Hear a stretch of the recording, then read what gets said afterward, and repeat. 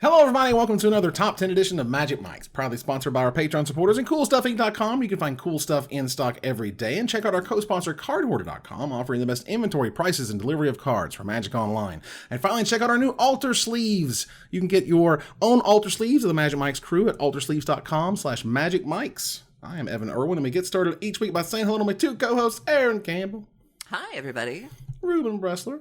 I'm really excited for us to get to our top picks this week. I'm not going to say what number that is, but it's going to be a fun time when we get to that number. Okay, well, in that case... Well, I can't say the number. That wasn't weird. I can't say the number because Aaron is going to crack up laughing as soon as we say the number. Well, it's been, all right. So we also begin... Got to hit the pre-show for that one. We also begin with our choice of the top comment from last week in a segment we call Honorable Mention, where Ruben will tell us who was the most eloquent, letting us know what card we did not choose as one of our top 10 Strixhaven cards. Ruben? Well, Ryan Murphy, also the creator of Glee and Pose, I'm told. Congratulations. Good job. Probably not the same Ryan Murphy, Probably no not, relation. but, possibly. But if you are, great. Sent in a hilariously written comment. In response to the top 10 Strixhaven cards, ... Sometimes a card unintentionally tells a story. Vaguely German accent. Welcome to Strixhaven. I'm your introductory magic professor. All is strange and vague. The color pie is in grayscale. You don't want to use black mana? That is fine. Search your library anyway. Don't care for green? I don't care. Fix your mana anyway. Don't like blue mana? Don't matter. Shuffle anyway. Not using white? No one cares. Gain life anyway. This is environmental sciences. Nothing matters. I love the generic spells as they are your first year spells, essentially being represented on this one. So and that everybody can access them, yeah. Exactly. So environmental sciences is a new lesson. It is a 2 generic mana common sorcery lesson that says search your library for a basic land card, reveal it, put it into your hand, then shuffle, you gain 2 life. This is a rampant growth that gains you 2 life. Well, not a rampant growth, but a lay of the land that gets you 2 life, which is fantastic. This card has been absolutely terrific and limited. I've gotten a lot of my fill of Strixhaven Limited over the weekend or over the past week and whatnot, and it's an amazing format. We're talking, this is one of the most powerful formats I've drafted cubes, and this is like cube level stuff because the Mystic Archive cards just kick it to a whole new level. It's crazy. Especially with how expensive Commander is getting lately. A lot of the cards that, I've said before, I tend to be more of a budget EDH player, and a lot of the cards that I knew as budget are no longer budget, where they are getting to be $2, $3, $4 for your cultivates and things like that. Right. And so you are having to turn to other sources to be your ramp spells or your fixing spells. And so I would get on this while you still can. And especially colors that may not have access to traditional fixing or ramp, you could certainly do worse than this. It's just the fact that when before Strixhaven, you would say blah blah blah blah blah, draw a card, and you'd be fine with that 40% of the time. You're getting land, whatever. But now it's do this effect and go get the best lesson in your sideboard that pertains to your current situation.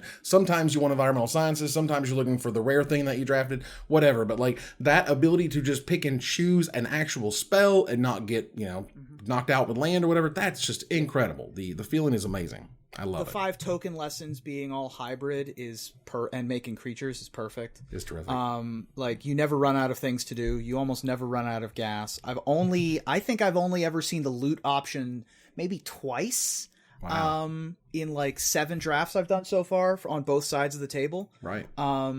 I mean, the campuses are great. They mean that you get flooded a little bit less often, but they aren't super powerful, and you always have something to do with your mana. Exactly.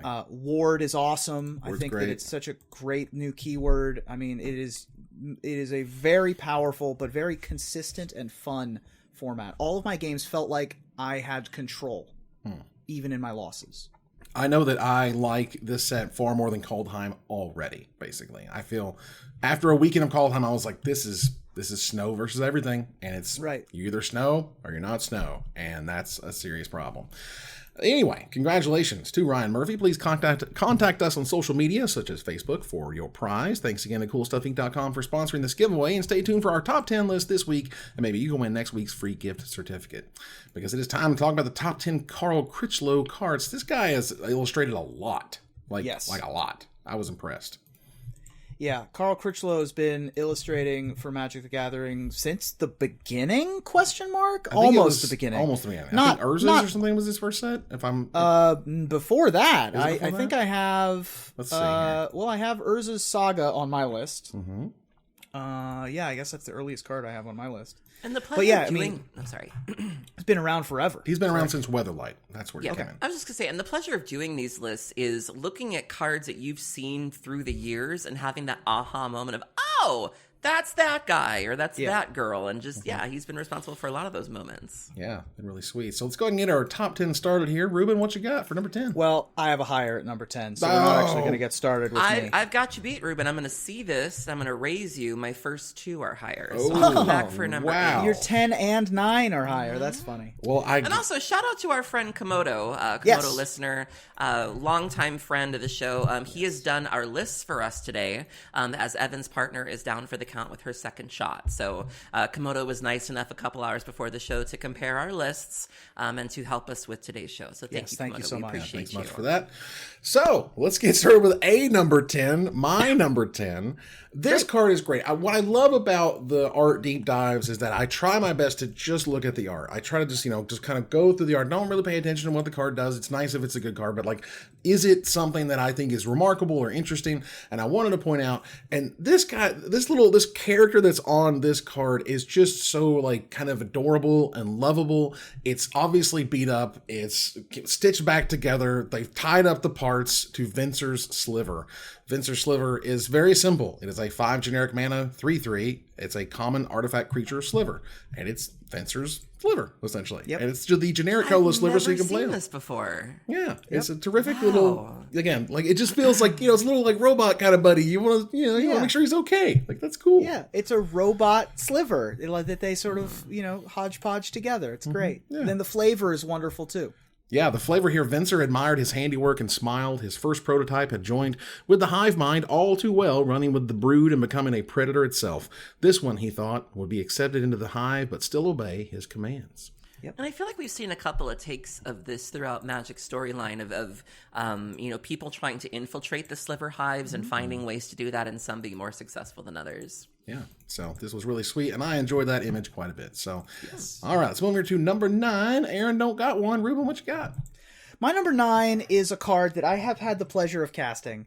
And it is just a wild time. Whenever there are cards that are like this, that are just like you cast it and everyone at the table just goes, what is happening? And it starts with the line, starting with you, each player may pay any amount of life. Oh, boy. And you know it's a good time when a card starts out with that. And Plague of Vermin is no exception. 6 colorless and a black sorcery from Shadowmoor.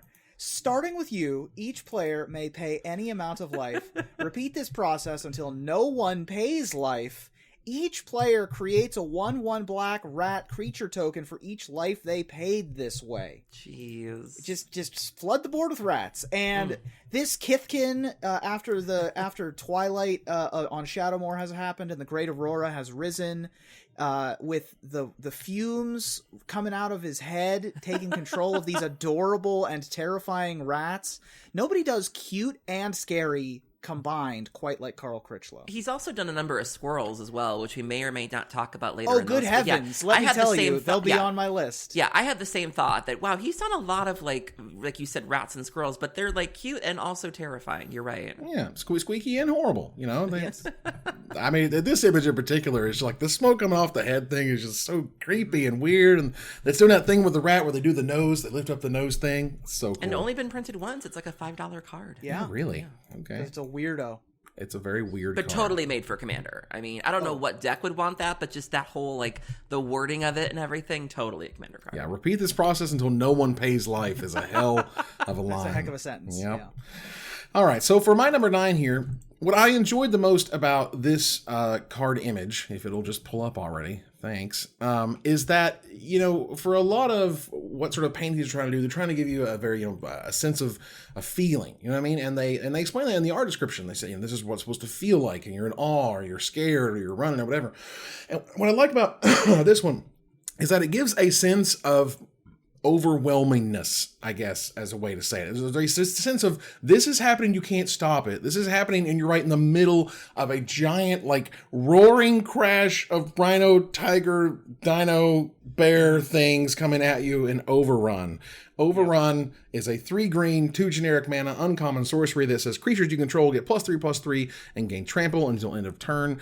It has been deemed too powerful to be unlimited any longer. There are now weird versions of it that aren't quite as good because it turns out that 5 mana, all my things are huge and trample win the game a lot. So Yep. This art, we've mentioned several times during these artist episodes that it's very difficult to be the second artist to do a iconic piece. And Jeff Miracola did the original in Tempest, and that it was that for a while until Odyssey, when Carl Critchlow's version came out. And for the most part, that one has been the go-to in all future printings. Yeah, they'll still print it in Commander decks, which is cool, and it's a fine Commander card. But when you're dealing with like just an uncommon, like as an uncommon, this is a heck of a effect. All right, let's move here to number 8 because Aaron's got one. Aaron, what you got?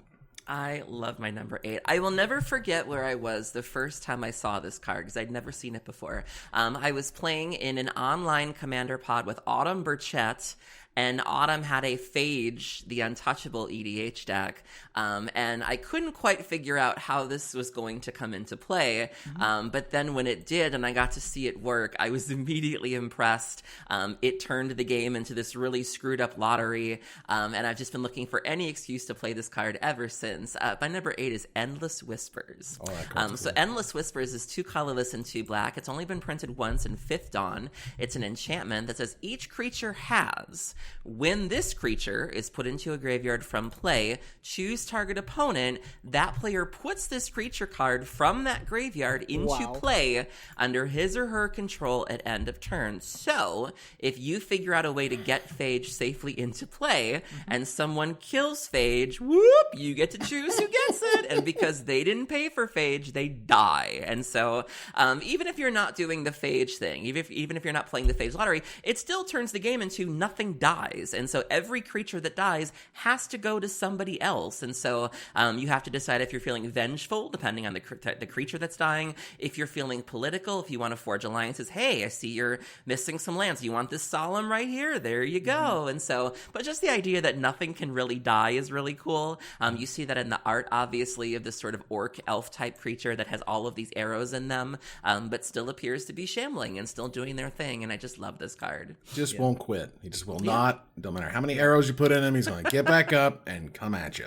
Yeah. Carl's big on undead as well, He's which very good we'll at see that. later Dirty in the things, list too. like very rare. I don't think we have many examples of like clean, shiny, pretty. It's all like Right. a little scuffed, a little stained. I was going to say this art you can tell, like, you know, it's kind of polluted almost is a way to put it. You know, smog type feel. Yeah. You know, everything's kind of and Wispies, murky and gross. All right, Ruben, what's your number 8? My number 8 is difficult to search for because it's a token, so I'll paste the link to you all. When I think of the iconic creature types of Magic, there are a few that are inherent to Magic only. And one of them is Saprolings, and they have their own little thing. But when you think Magic, you think slivers. And when I think slivers, I think of a very specific type of animal.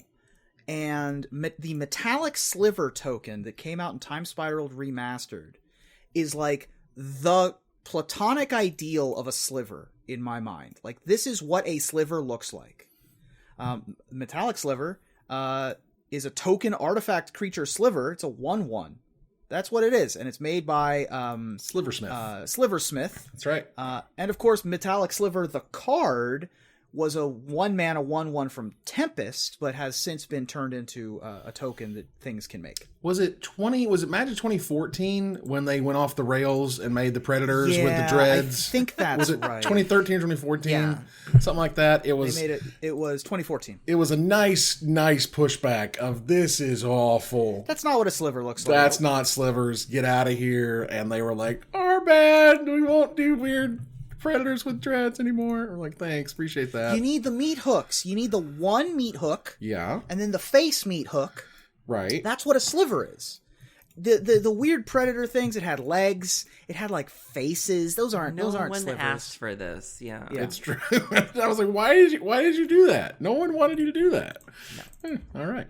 For my number 8, we were talking just a little bit ago about how awesome he does squirrels. And so I decided to try to figure out which one I like the best. This is my only squirrel-related card from Carl, but I wanted to make it a good one because it does not have one. In fact, it has gigantic squirrel, and then down the corner, it's really pissed squirrel too, and there's some cute squirrels, and it's just got all of it on form of the squirrel from Unhinged. 1 green mana enchantment. It's a rare. As it comes into play, or as it enters the battlefield these days, create a 1/1 green squirrel creature token. You lose the game when that creature leaves the battlefield. Creatures can't attack you. You have Shroud. You can't cast spells. Great. Perfect. That's just, you're a squirrel now. That's what this is your life now. And I think perfectly shown. I love the big squirrel. I love the cute, adorable squirrels in the corner. It's just fabulous. Because, the wizard dropped his wand, and then he's got the so robes fuzzy. that fell around him, and that's the form of the squirrel. So cute. Yeah, awesome. and this is obviously a play on Form of the Dragon.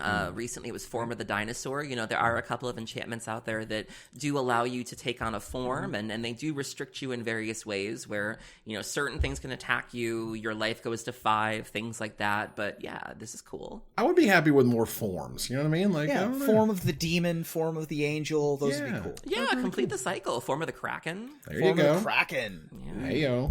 Okay, let's move on here to number 7. My number 7 is my first hire, so I'll see you guys in number 6. Ruben, what you got for number 7? My number 7 is a card that is like an indelible piece of Magic history, and I feel like its time is like long since gone. But at the time, it was like, holy crap, this is like the most powerful mid-range card that's ever been printed. We get to make a 3/3 on turn 3 and on turn 4. Are you kidding? That's crazy. With Call of the Herd. Call of the Herd is 2 colorless and a green for a sorcery, originally from Odyssey. Create a 3/3 green elephant creature token. Flashback 3 colorless and a green. So it's just good value. I remember there was a kid at my store when I was 13, and he opened a foil Japanese Call of the Herd, and somebody offered him $150. This was in 2000, and the cards were not that expensive back then. It's you could buy 2 booster boxes with it, and and he said and everyone else was like, no, don't do it. Quickly run home to grandpa. Run as fast as you can because you have the golden ticket, right? And these days, it's not that exciting, but it's still great. Right. I assure you, there was a point in Magic where this was insane value. This was as good as it got. This was are you kidding me? I get a 3/3 for just 3 mana, and I can pay more for get another one next turn? Absolutely ridiculous. We can have our graveyard as a resource. That was blowing people's minds. I've seen this in a couple Hogak decks in EDH, which tend to, obviously you want to keep filling your graveyard, and sometimes, and it's also a creature that you can turn around and use to convoke Hogak again, so it's fine. Yeah. And the art is great. It is pastoral. We're not doing anything particularly fantasy related, right? This is a piece of art that looks like it could just be in a museum of natural history. Sure. Yeah, and the card, the card itself is just so iconic and cool. I think at the time, for a very long time, Call of the Herd was just A+ value, and then Wizards is all right, fine, we'll move on and give you other good stuff that's way better. Goofy little bastards. Yeah, that's right. Move on from the Put Nessie and Courser at common just to make a rare Call of the Herd feel super embarrassing. It's true. Aaron, what's number 7? I'm a big fan of board wipes that you can customize because sometimes board wipes can feel bad. Languish is a really good example. Languish does exactly one thing. It's -4/-4 all the time. And sometimes you need a board wipe now, and you don't necessarily have the luxury of waiting for that 4 mana to cast that. And then sometimes you get to a point where that 4 mana is just not really enough, or that -4 is not enough, and you're like, well, what do I do? And so in that case, if you need a more flexible board wipe, I would encourage you to consider my number 7, which is Decree of Pain. So Decree of Pain is 6 colorless and 2 black. It was originally printed in Scourge. It is a sorcery that says destroy all creatures. They cannot be regenerated, and you draw a card for each creature destroyed this way. So you have a board wipe with card advantage. That is ridiculous. It's a little expensive, but if you find that you can't afford the 8 mana, or if you need something right now, you can also just pay 3 colorless and 2 black to cycle this. And when you cycle Decree of Pain, all creatures get -2/-2 until end of turn. So it's good in kind of the early mid game, good in the late game. And the art by Carl is really great here. You see a couple of people that are obviously in pain, but what sells this for me is the shadow of Corona in the corner there, which implies that she is the one causing this pain. So I love the callback to this character. I love what this card does, and just great commander card. I love, how things age is weird. We're looking back at this point, sort of magic technology, magic design technology. You would imagine this these days as a modal card. One half is the Decree of Pain, the other half is 5 mana for -2/-2. And it would suck and we would hate it, but somehow this thing has existed for a very long time. People cast it a lot. It's already in a lot of decks. It's through Magic's history. So, it's still, don't get me wrong, it's a great card and all. It's just, it's funny now that these rates, are way too high than what we're used to paying. But it's still a great card and it's still a great image. It is. It's still a fabulous card. Seen new life in EDH where 8 mana is fine because you get to wipe the board and draw up 7 or whatever. The entire Decree cycle is great. They all have the shadow of Corona on the original versions of the art, and yeah, super good card. This is also one of those great cards to look at as a type of card. Now, back in the day, basically, once a card rotated out of Standard, it died. It just died. No one bought it. No one wanted it. Maybe somebody would build a deck here and there. But Commander literally saved a lot of card shops because these types of cards started selling again. And who's buying the Storm Herds? That was always the question. It's well, thank God for them. All right, so let's move on here to number 6. Ruben, what's your number 6? My number 6 is the last hire on my list, and I'm super happy that someone else picked this one as a hire. I did not think this one was going to get a hire, but I saw that this one got a hire on somebody's list, and I was like, someone else has impeccable taste. Guess we'll see who that is. Aaron, what's number 6? My number 6 is a card that I was attracted to the minute that I saw it. It was everything I wanted to be doing in life, and I did end up building a commander deck around this character. It didn't last very long because I felt like the games tended to play out the same every time, but for the brief time that I had this deck, I really enjoyed it, and I love this character, and I love this art so much. My number 6 is Balthor the Defiled. Yep. So Balthor, who will always have a place in my cold, dead heart, is 2 colorless and 2 black. He's been printed exactly once in Judgment, where he's around $10. Wow. He is a zombie dwarf legend. All minions get +1/+1. He's a 2/2. You can also pay 3 black and remove Balthor from the game. Each player returns all black and all red creature cards from their graveyard to play. So it's basically a living end on a stick, and because this is Commander, you can do this over and over again. If your opponents are not playing black or red, they just don't get the benefit from this, and so you're probably playing a lot of zombies, you're probably playing a lot of discard. You can get really stupid and play Morality Shift, where you basically just put your library in your graveyard and then Balthor, and then you get lost in all the triggers and Gary them for 75 or something. But this character has had quite a life and quite an unlife. Balthor started as a red card, and then he died. He sacrificed his life to save somebody from a dementia beast, was resurrected as a zombie by the Kabbalists, the Cabal, remember them, and then Balthor begged Kamal to kill him, end his suffering, which he did, and then Balthor became a spirit. So very difficult to kill Balthor, but hopefully as a spirit they are, in a better place and able to get the peace they were not able to get in life. Reminds me of the Ghost Army from the third Lord of the Rings movie, where it's like, I've fulfilled my oath, let me go. Yeah. I love Balthor. Would have been on my list had I not known for a fact that Aaron would have put it on. And I just love the way that the colors really stick out on this. You have that beautiful red beard, the purple of the gloves, even kind of the sickening, we've talked about the stank, that sort of greenish color of his armor. The way that the colors really pop against the backdrop of zombies here. I just love this card. Yeah, the card's really cool, very iconic, and it's one of those cards that you don't, you can remember it essentially. Remember Balfour? With the big thing in the sword. Yeah. And they need to reprint it. This is just aching for a cool reprint. Come on now. Absolutely. $10 for Balthor. This is a weird one to not get to This one will certainly get a reprint. It's a pretty weird card though. Like even It is. power A level minion wise, lord. Yeah, I mean, how many people are asking for a minion? Not really. Lord? Well, the minion part is. I mean, I personally didn't find the minion part relevant, but I guess you could.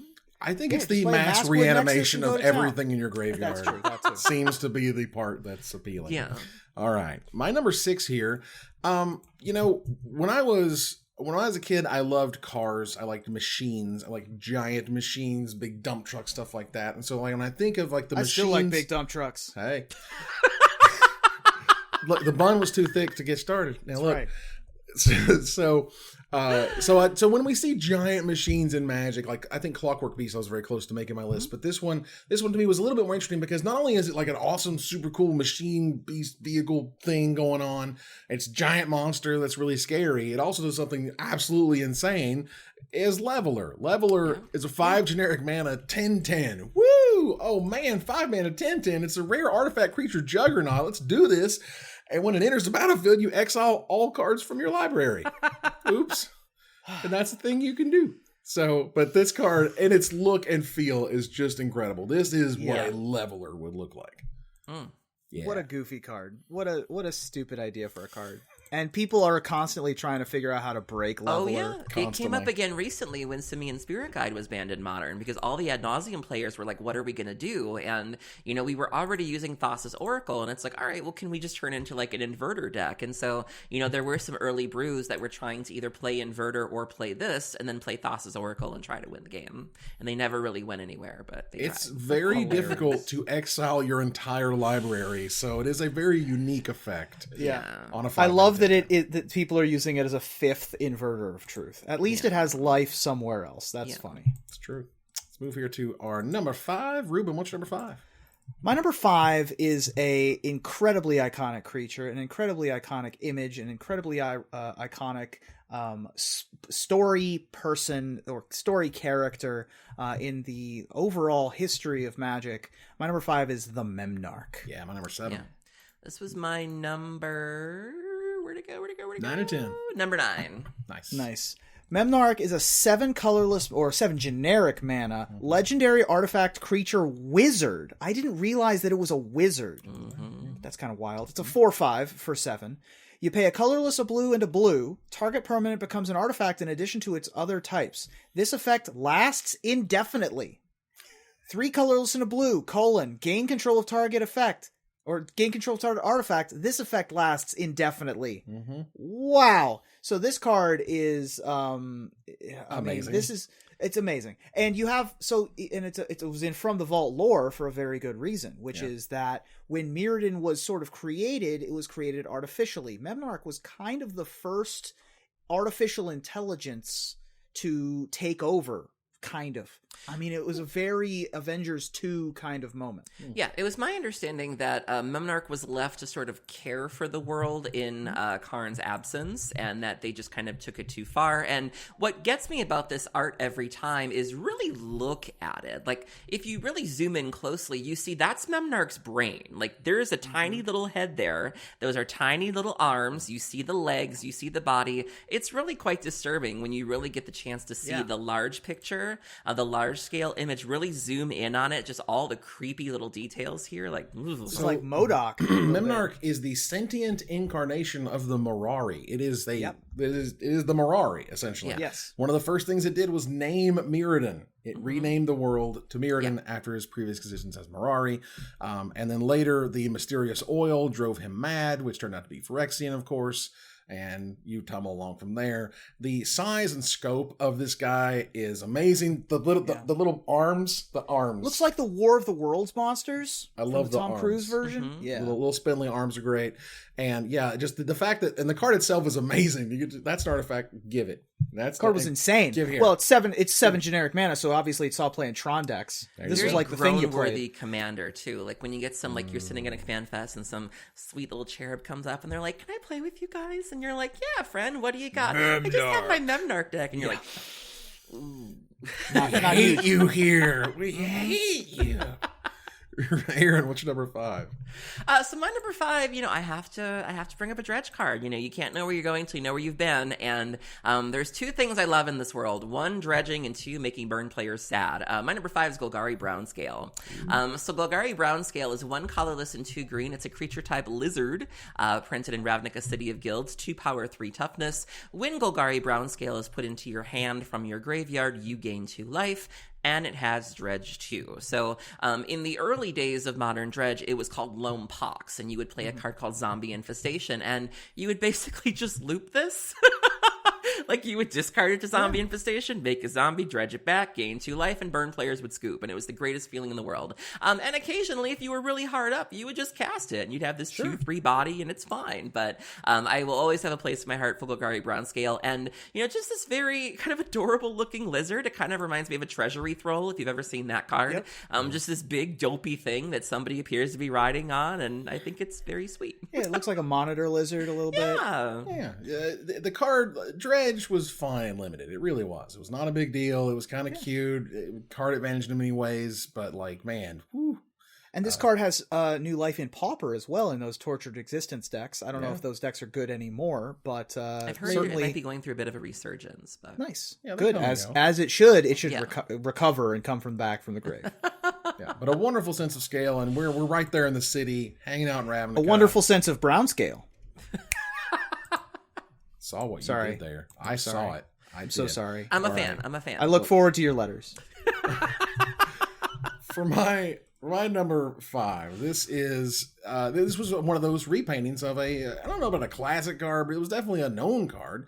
And I really don't like the original artwork for this card. I think it's practically bad. It's from the original old school Legends, so it's you forgive them a little bit for that stuff. Hot takes. Okay, all right. Okay, y'all, first of all, you want to go look up this art because it's dope, but then you're going to go back and look at the Legends art and you'll be like, oh, it's totally right. Look, check out freaking Underworld Dreams, all right? Underworld Dreams and Legends is a snooze fest. It's this a is weird, my number 10. Yeah, it's like the floor is lava or whatever going on. I don't know what's happening there. But Underworld Dreams from Carl Critchlow, eye spiders, freaking eye spiders, giant eyeball, spider legs, that's horrifying. That's an Underworld Dream. That's amazing. Yeah, and up until recently, that had become like the default version for the card in 10th edition Magic 2010, Duels of the Planeswalkers. And then it was reprinted in Theros Beyond Death with somebody else. But yeah, that was my number 10, and for this exact reason. You have just sort of this abyss.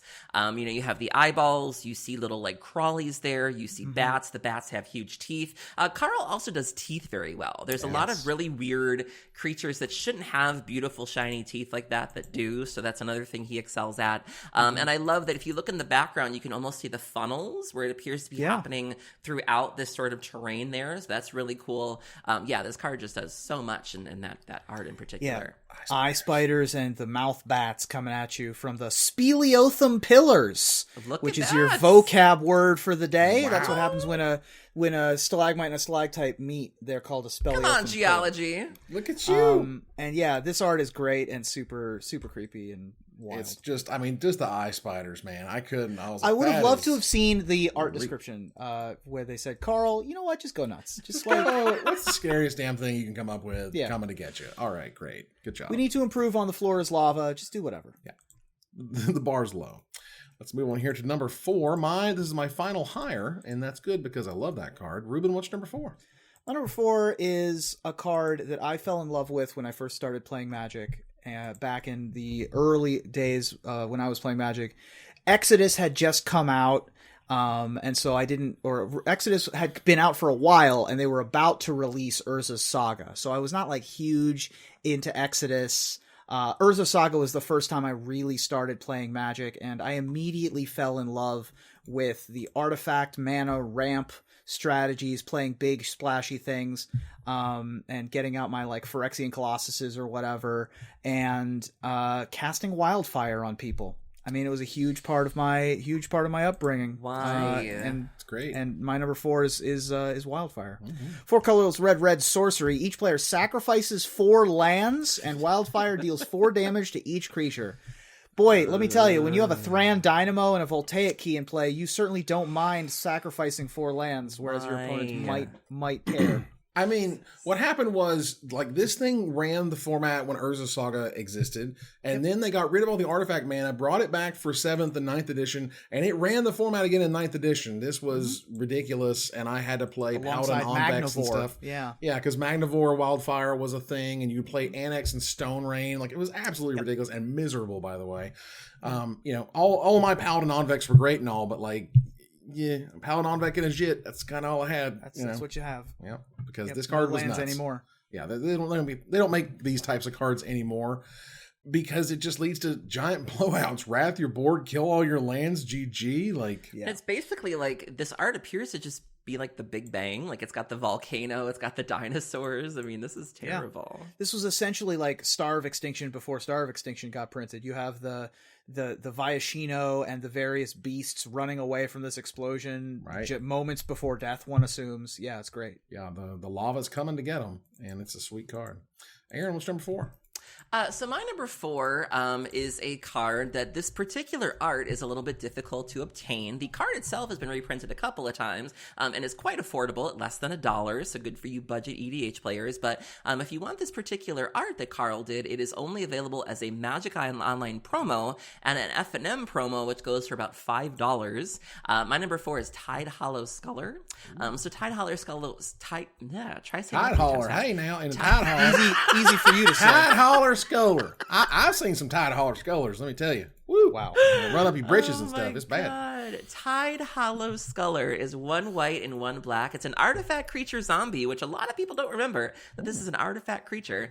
2 power, 2 toughness. When it enters battlefield, target opponent reveals their hand, and you choose a non-land card from it, exile that card, and when Tide Hollow Sculler leaves the battlefield, you return the exiled card to its owner's hand. So this has always been a staple in Death and Taxes decks, black-white tokens decks, kind of Soul's Attendant kind of thing. We're obviously very familiar with the most popular image by RK Post, which appears to show a profile or even the backside of the Sculler. And Carl's version really kind of zooms in on more of their face and their front side. So really kind of zooming in here on the river, on the boat. This is a really, really great version. I love this. It appears, it looks very Mirrodin-y. Like you can see kind of the blue, the black, the hues, the purples, just a gorgeous card. Also a little bit better lit than the Shards of Alara version, which is fine, but still a very respectable addition to the Tide Hollow Sculler legacy. That stare down. Like, that's just like an epic stare down. Like, what you going to do? Yeah. I love the gondola. I love the 10-foot pole. Right. The sort of mechanical musculature. Like, sometimes your family's from back in the Tide Holler. You know what I'm saying? I mean, ain't nothing wrong with that. Ain't nothing wrong with that. Down home in the Tide Holler. That's right. In case you're wondering what detergent Evan uses, he's a Tide Hauler. Just wow. Ladies and gentlemen. Wow. That was a long styling. walk for it's the detergents! Woo! Yes, it is. Sponsor us, Tide. Please. That's right. Sponsor us, Tide Holler. Hey, holler at us, Tide. Holler. Just get you hollering on. We're right here. Wait. Okay. Number 3. Ruben, what you got? We've certainly lost the yeah, Tide's out. Tide's done. Let's bring it back. Okay. Carl's done a lot of great work, and when you have a card that was printed in Mercadian Masks and then reprinted many times, most recently in Commander 2021, you might expect that it would get some updated art or different art in some way, shape, or form, but they haven't changed High Market one bit. Nope. They've left High Market by Carl Critchlow alone, and it's great. High Market is a land that taps for a colorless and says, tap, sacrifice a creature, you gain 1 life. Very simple. It's a sack outlet. Gives you a little bit of a bonus if you want it. Really good in like aristocrat style strategies. Was in From the Vault Realms, so it's an obvious important part of the Mercadian oeuvre.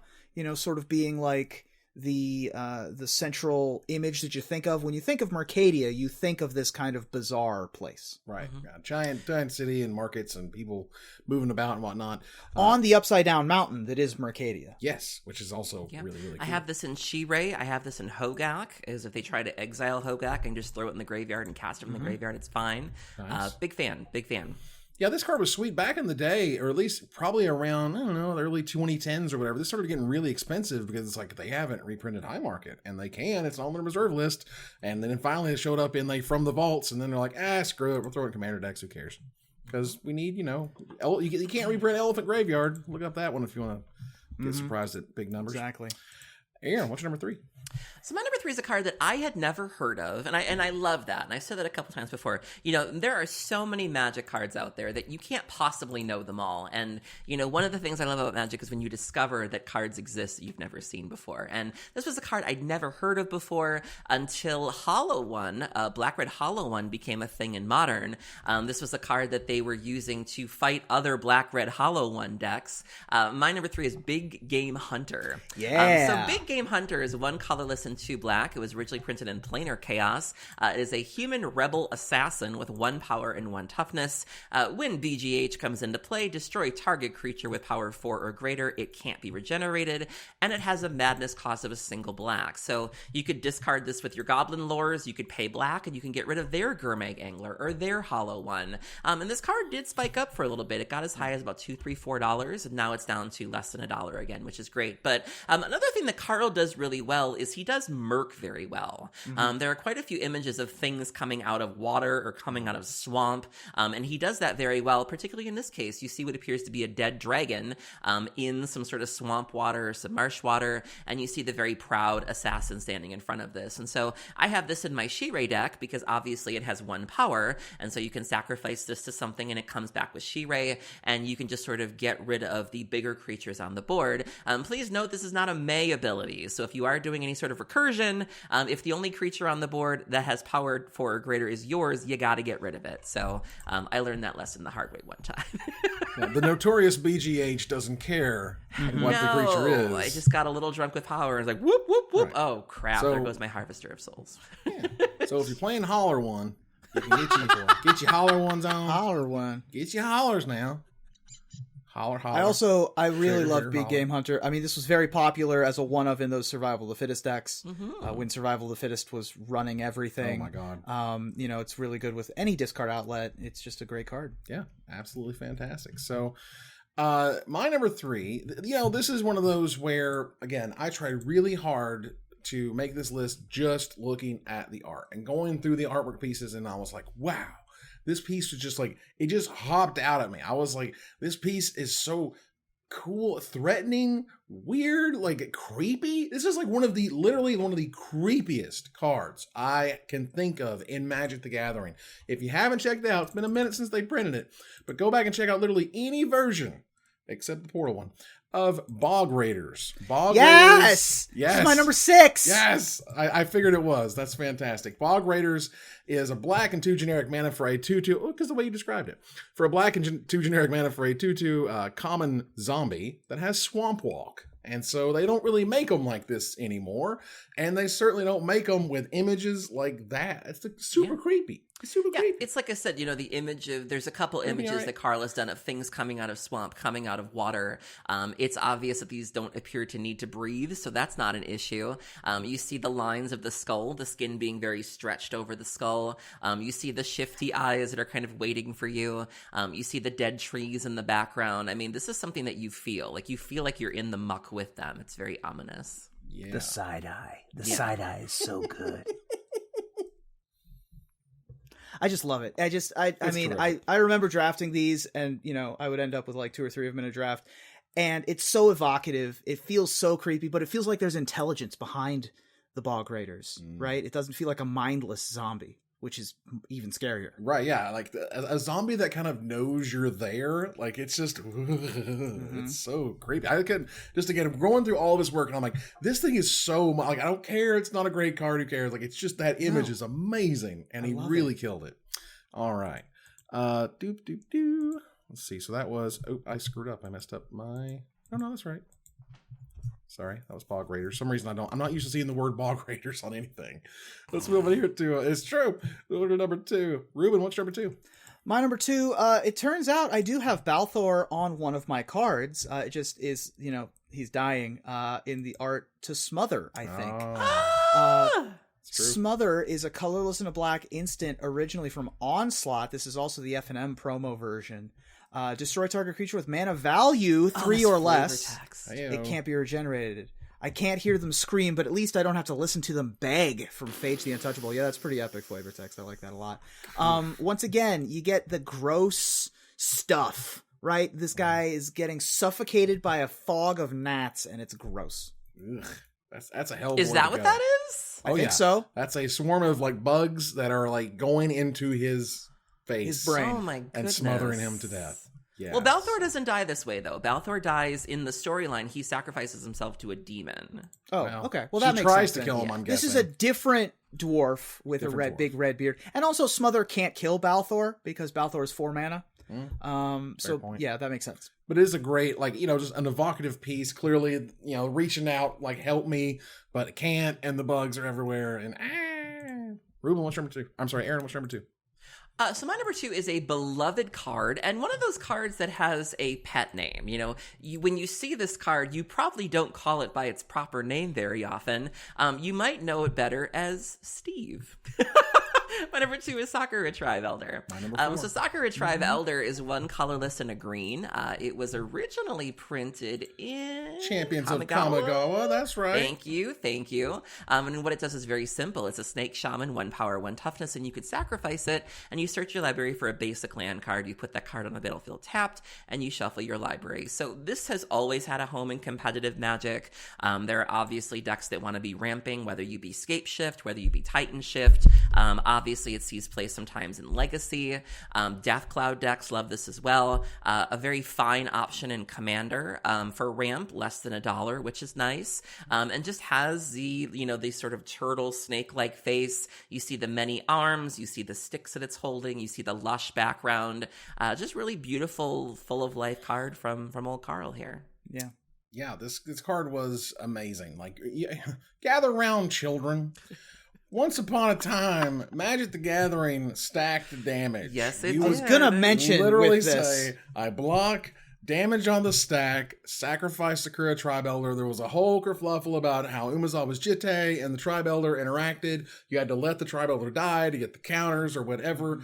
It was silly, and I hated stacked on damage on the stack or whatever. And so that's gone. And so now it's just like a nice, cool card that it's clear what it's doing. It's clear that it's usage, and it's still awesome. Like, it didn't stop being good. Still because great. the rules changed. And Even though the damage changed too, like if you're facing an incoming Wormcoil engine, you still just go whoop, whoop, and then they don't gain the life, and that's fine. That's right. Yeah, I mean, they don't even give us rampant growth anymore, and this is a 1/1 with rampant growth that can carry equipment and be a win condition and chump block and do a bunch of other stuff that a rampant growth can't do. That's incredible. I have this in my Muldrotha deck because the plan B for Muldrotha is she has a Mazarek in there, and so in the late game you just play Mazarek, and then you use this as one of the ways to trigger Mazarek, and then whoop, there you go, everything gets counter.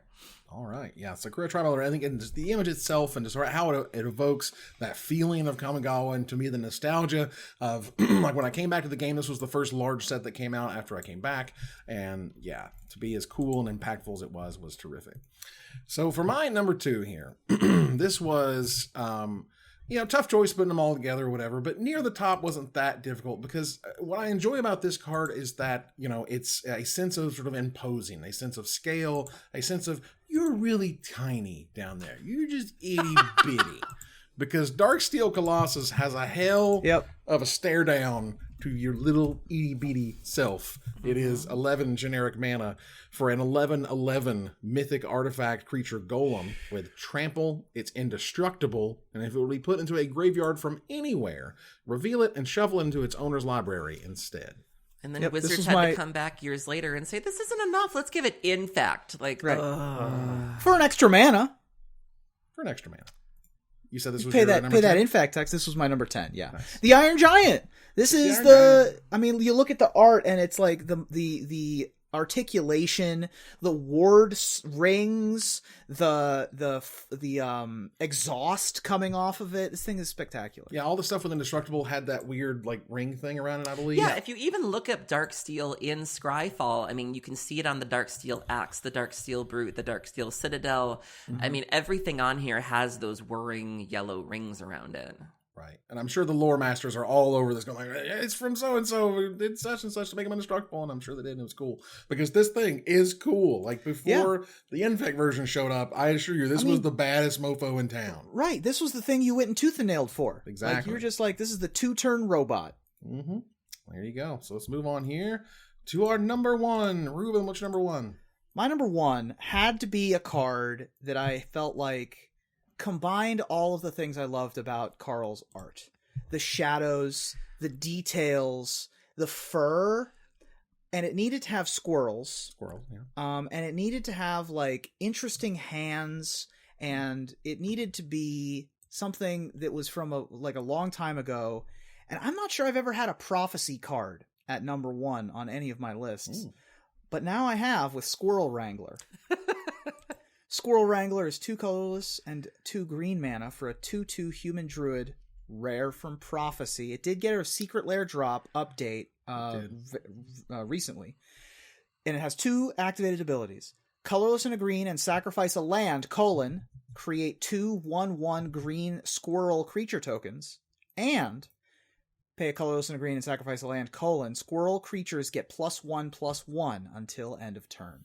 This is a squirrel lord of all squirrel lords. It lets you turn your excess lands into damage and can gnaw your opponent to death. And the flavor text is the best. Gnaw to death, bad way to go. Yep. Plays very well with Form of the Squirrel because you're not casting any spells. So you can just chuck your lands, make squirrels, and then chuck your lands to make them bigger and... Including yourself. You can pump yourself with this. Hey. That's right. Your own token coming to get them. Yeah, this card was like, this is one of those, like, just look at the rates. Just look at the rates. This is what we had to deal with. The image itself, though, like the squirrel coming to get you, and dude, the background looks great. And they're like, look at those little hands.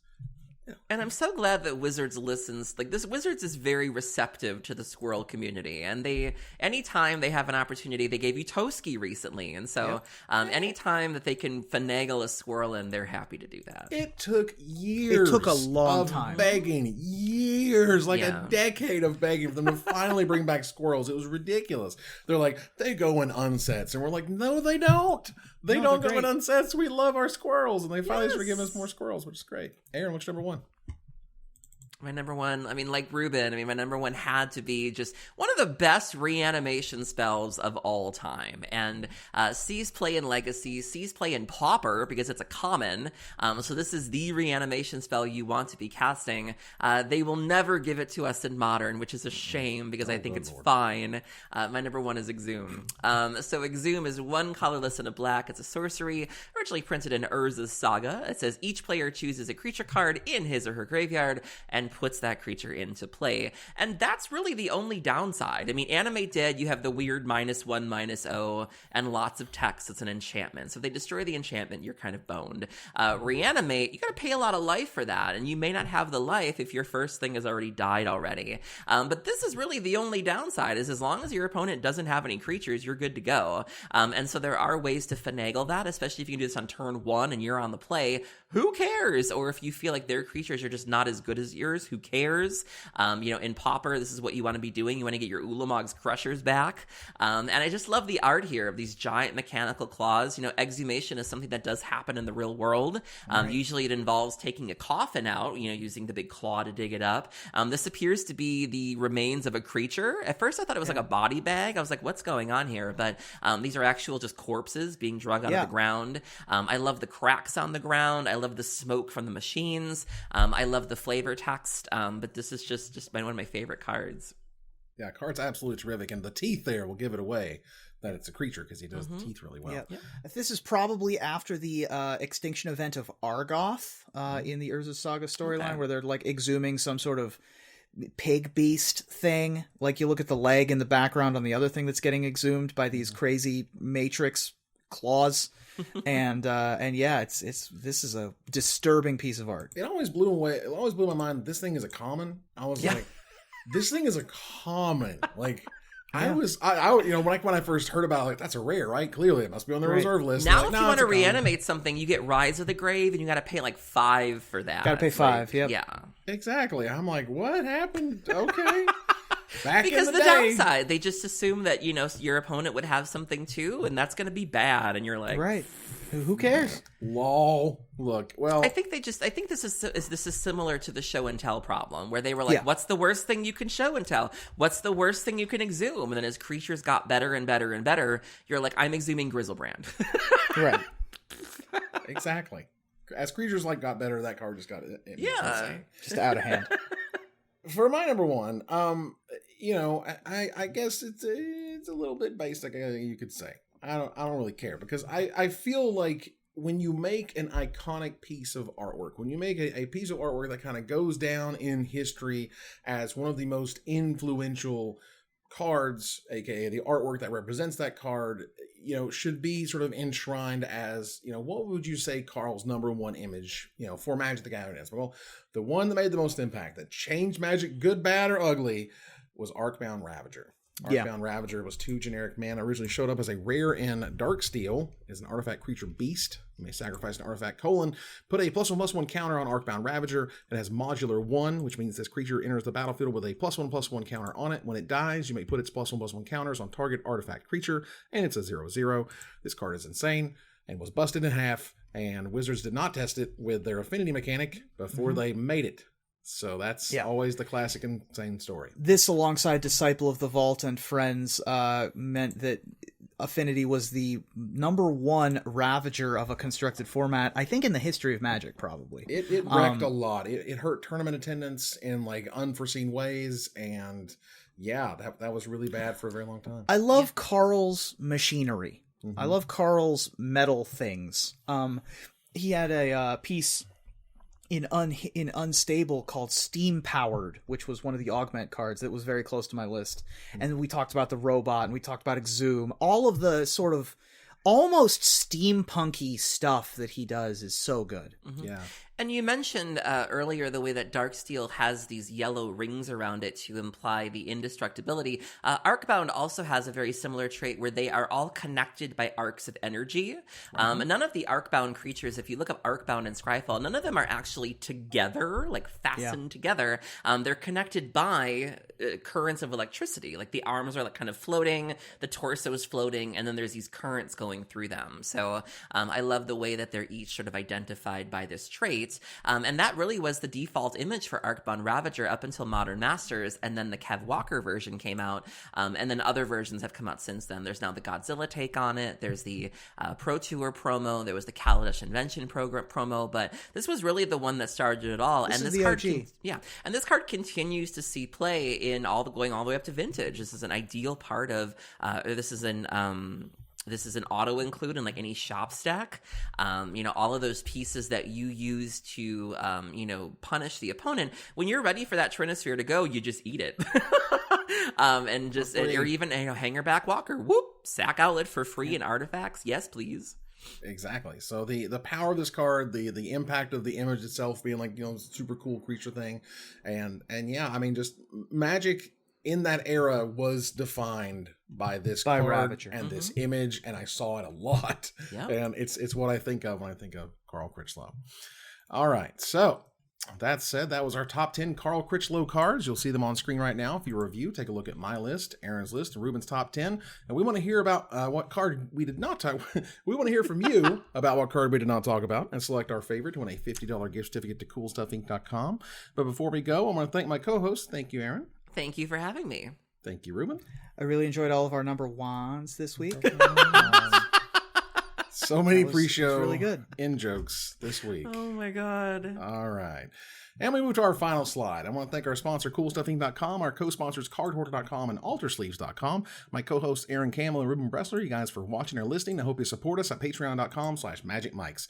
Follow, like, tweet, favorite, share, subscribe to everything social that tells people we exist. Catch us online at Twitch.tv at MagicMikes, on Twitter at MagicMikesCast, our Magic Mike subreddit, and like the Magic Mikes page on Facebook. Or join us here next week, same time, same place, for another episode of Magic Mikes. Good night, everybody.